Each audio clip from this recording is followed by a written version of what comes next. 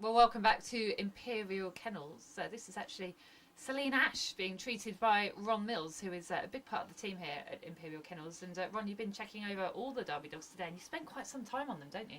Usually it's about an hour a dog. You know, it's people think that a dog runs and he wins and there's nothing wrong with him, but athletic performance is bodily abuse, and the fast dogs abuse their bodies more than the slow dogs do.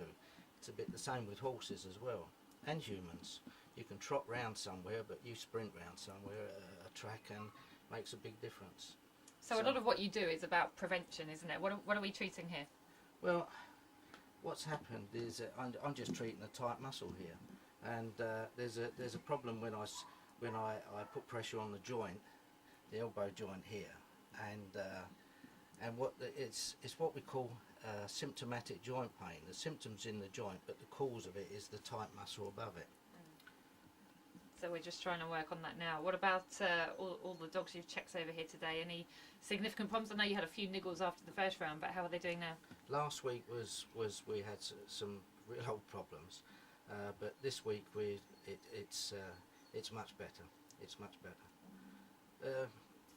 Fortunately, I mean, it's lucky coming to Marks because I come twice a week, so we've got the advantage that if I come on a Monday, it's soon after the race, and if there's any problems, then Mark can look after them, you know, can treat them or whatever necessary during the week. So then I come back on a Thursday and we have another look on a Thursday. And I must say it's been a great learning curve for me being able to come to Marks twice a week, because I think I've learned a lot about the game as well, you know, about treating the injuries.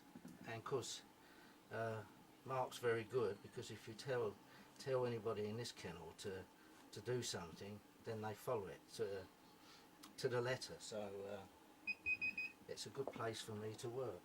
The dogs, as always here, get very well treated, very well looked after, the best of care. Of course, you yourself, Ron, won the Derby 4 years ago now. It was with Salad Dodger, and you know he was a dog that people thought couldn't win it. How big a hand do you think you had in getting him to win that Derby with your treatments?